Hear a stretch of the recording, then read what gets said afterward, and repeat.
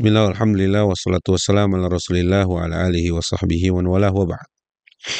Kaum muslimin rahmati Allah, setelah Nabi Musa alaihissalam berhasil melewati lautan dari kejaran Fir'aun dan bala tentaranya, sampailah Nabiullah Musa dengan membawa Bani Israel di suatu tempat di gurun pasir, yang dimana setelah itu ada perintah dari Allah kepada Nabi Musa agar membawa masuk Bani Israel atau memerintahkan Bani Israel masuk ke tanah yang diberkahi, tanah yang disucikan, yang dalam hal ini adalah Palestina hari ini.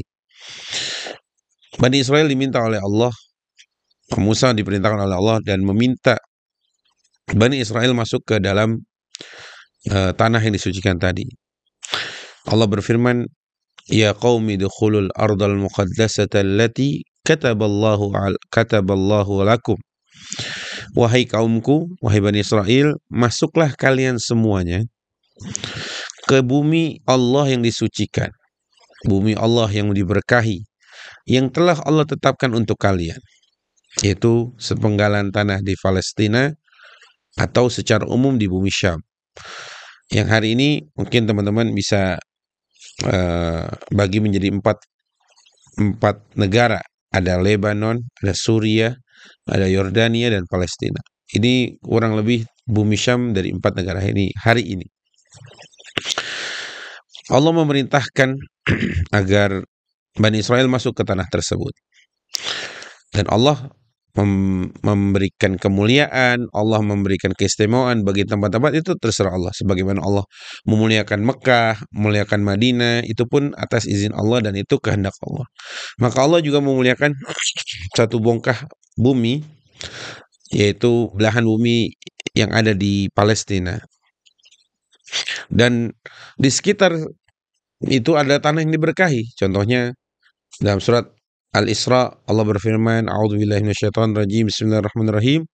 Subhanalladzi asra bi 'abdihi lailan minal masjidil harami ilal masjidil aqsal ladzi barakna haulahu. Yang kami berkahi di sekelilingnya.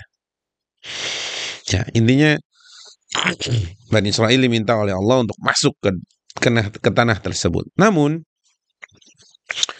hal itu tidak diindahkan oleh Bani Israel. Perintah Nabi Musa yang memerintahkan kepada Bani Israel untuk masuklah kalian ke bumi yang disucikan ini, ke tanah suci, ke bumi yang diberkahi ini.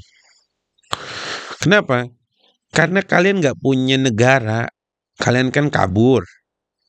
Kurang lebih kayak gitu. Kalian kan kabur dari Mesir, lontang-lantung gitu ya.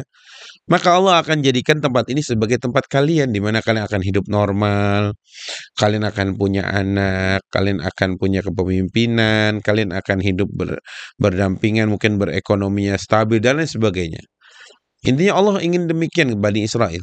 Tapi apa yang dipikirkan Bani Israel? Bani Israel menginginkan, bahkan kepikiran untuk kembali lagi ke Mesir. Coba lihat. Mereka ini apa ya? Generasi apa gitu? Makanya mereka dilaknat oleh Allah tuh karena mereka itu selalu meminta hal yang seharusnya nggak perlu diminta. Disuruh datang ke sini, suruh masuk ke tanah yang dijanjikan atau tanah yang diberkahi, malah kepikiran untuk balik lagi ke Mesir. Lah kan kemarin di Mesir itu diselamatkan. Dan itu tidak mudah gitu loh. Ya. Makanya ketika Nabi Musa memerintahkan mereka, Ya qaumi dukhulul ardal muqaddasata allati kataballahu lakum. Wahai kaumku, masuklah semuanya, masuklah kalian ke bumi yang Allah janjikan, Allah berikan, Allah tetapkan buat kalian di sini tempatnya. Yang nanti kalian akan hidup normal dan lain sebagainya. Tapi apa yang dibalas? Atau apa balasan dari orang-orang ini? Balasan dari orang-orang yang tidak menginginkan, tidak taat kepada Musa, padahal mereka diselamatkan oleh Allah lewat perantara Nabi Musa dari cengkraman Fir'aun. Disuruh masuk, malah dia bilang gini. Mereka bilang gini, Inna lan nadkhulaha abadan ma damu fiha. Sesungguhnya kami tidak akan pernah masuk selama mereka masih ada di dalam. Maksudnya apa? Ternyata di dalam Bumi itu ada orang-orang yang kuat, ya. Ada orang-orang dari bangsa Kanaan, juga dari bangsa Al-Amaliqah yang badan besar, kuat-kuat gitu ya. Karena mereka takut gitu. Padahal disuruh masuk aja, nggak disuruh ngelawan itu gitu ya. Tapi mereka bilang apa? Lan nadkhula hatta yakhruju minha. Kata Bani Israel, inna fiha qauman jabbarin. Di dalam tempat itu, di tanah itu ada orang-orang yang besar, orang-orang yang kuat. Kami nggak berani.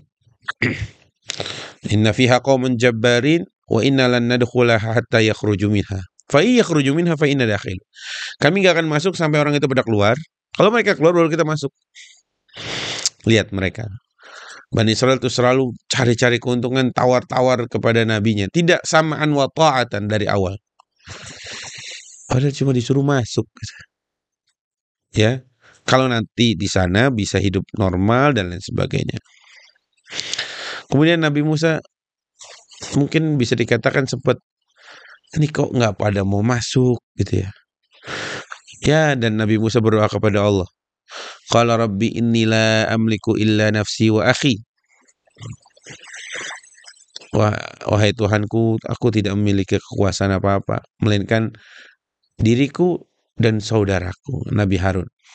Mungkin pada membangkang, nggak mau masuk. Bahkan mereka menantang Nabi Musa. Apa kata mereka? Idhab anta wa rabbuka inna hahuna qa'idun. Ya kalau gitu kamu aja duluan masuk Musa. Pergilah kamu dan Tuhanmu. Allah, lihat mereka sudah mulai seperti itu. Pergilah kamu dan Tuhanmu, maka perangilah mereka orang-orang di dalamnya. Kami di sini nunggu hasilnya. Ini berbanding terbalik atau beda, sangat beda jauh dengan apa yang dikatakan oleh orang-orang Muhajirin dan Ansar ketika Rasul Shallallahu Alaihi Wasallam mengajak mereka untuk mencegat kafilah dagangnya Abu Sufyan yang ada di Badar. Miqdad ibn Aus, salah satu sahabat Nabi, mengatakan, Miqdad ibn Usud al-Aswad atau al-Usud. Miqdad bilang ketika Nabi bermusyawarah gitu ya. Redaksinya hampir sama. Ya Rasulullah, lanjutkan perang, kira-kira gitu.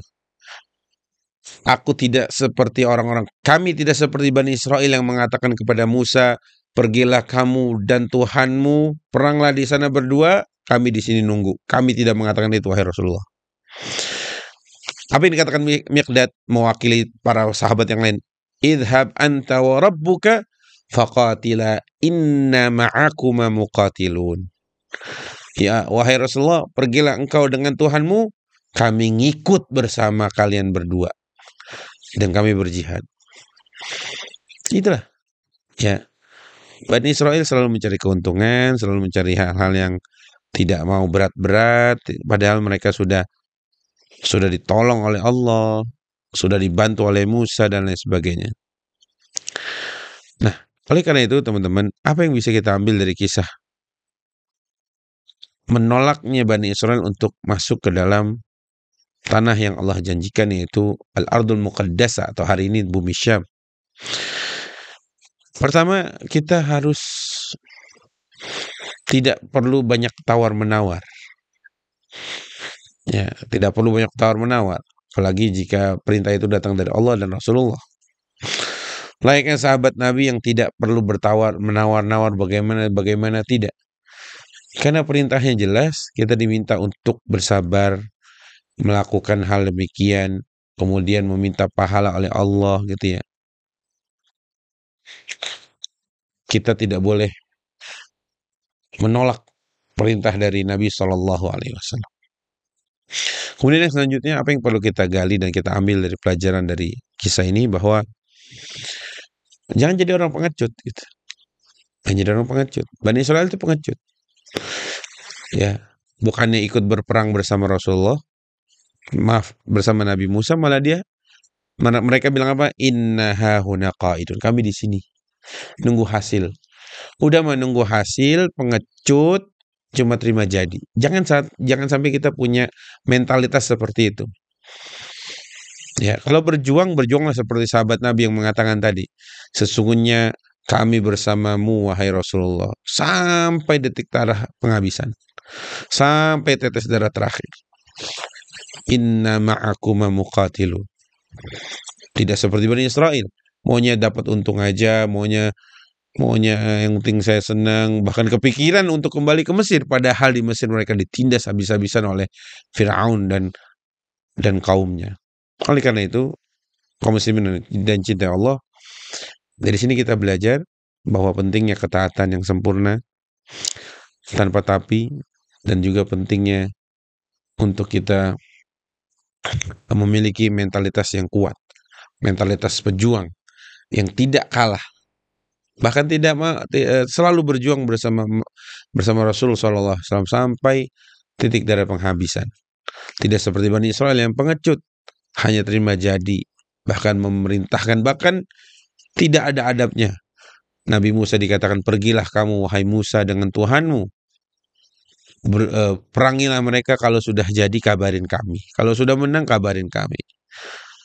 Baik, semoga ini bisa menambah tadabbur kita dan keimanan kita untuk terus bisa mengambil ibrah sebanyak-banyaknya dari kisah Nabi Musa alaihissalam. Wallahu ta'ala alam. Sallallahu alaihi wasallam Muhammad. Assalamualaikum warahmatullahi wabarakatuh.